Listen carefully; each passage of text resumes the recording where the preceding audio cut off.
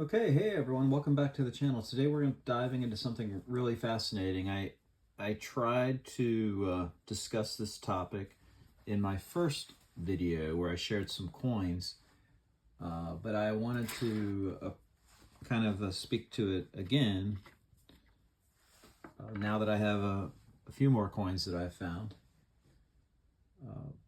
A lot of people have questioned why some coins are shinies and shiny and others are dark, and others are covered in a weird color. So I just wanted to show you some of the beach finds that I've made in the last week. When we hunt for coins on the beach, we usually find them in the few main spots: deep in the wet sand, right at the surf line, or up in the dry sand.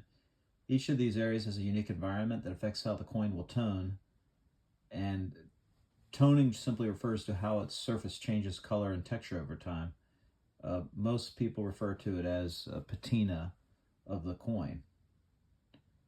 So in the wet sand, coins are buried and they're constantly exposed to moisture. The salty seawater is packed with minerals, and that salt can really do a number on the metal. Over time, salt water seeps into tiny cracks and pores on the coin's surface. As the coin dries out, salt crystals can form and actually push outward, causing pitting or rough patches. But more importantly, the salt and moisture accelerate chemical reactions that lead to toning. So I want to show you a few of those coins. Hopefully you can see this one. I couldn't even get a date off of. I know that it's a penny, and by the feel of it, it's a zinc penny. Terribly corroded. A couple others that are unattractive. A 2022 and a 1997 coin.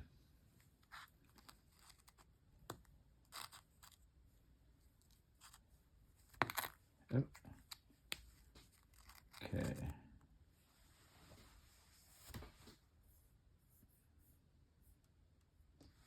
So some of the things that the coin is going to be exposed to obviously include oxygen, salt, and sulfur. And there's also iron.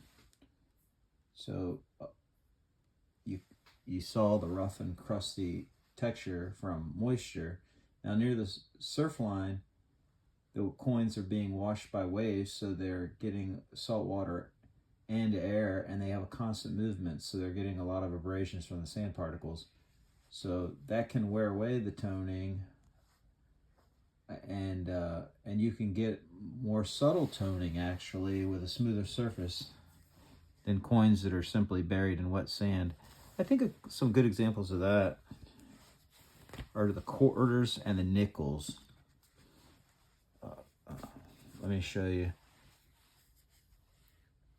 I mean, this is kind of what I was referring to in terms of just, I think, pretty coins. It's a little darker, but you can see there's some reds. I think I referred to some of the coins as burnt sienna.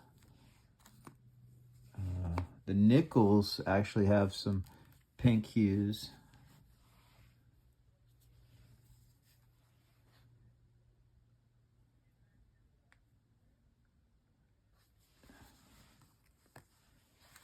And some yellows.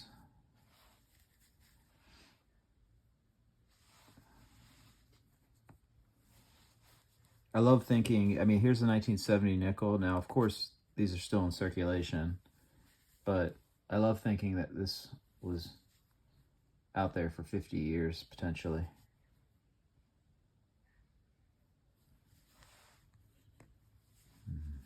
I mean, we pretty much know most of the zinc pennies wouldn't last that long. Here's a really neat copper penny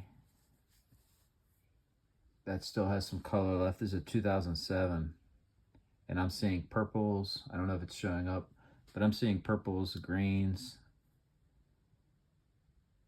and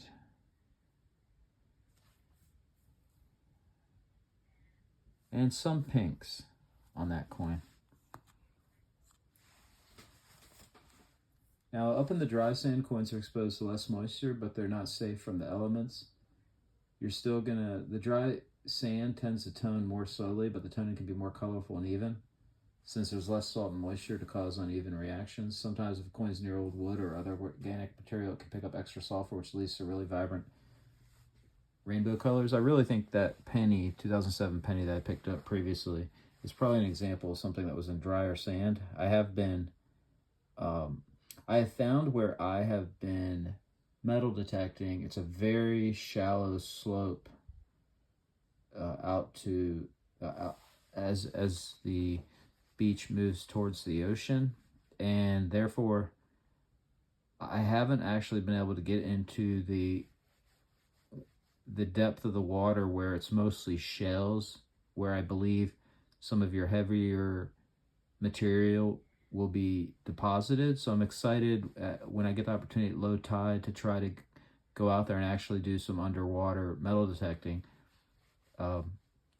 As challenging as it may be, because there's quite a bit of movement with waves, etc. So most of my beach combing has been at the surf line, and then about 100 yards into the dry sand, 100 yards up into the dry sand.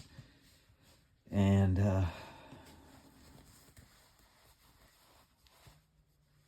so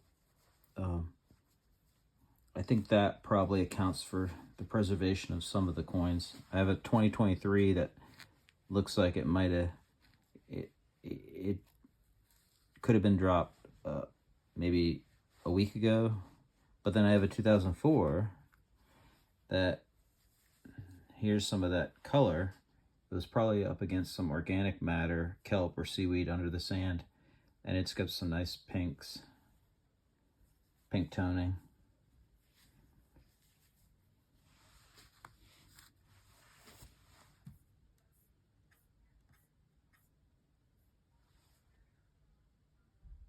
So next time you're out on the beach, try to take a closer look at where you're finding the coins, and then trying to explain on your own what may have led to how that coin has toned. I'm going to try to do a better job of it so that in a future video I can truly demonstrate which coins were in that were inside the surf line and which coins were outside of the surf line. Thank you.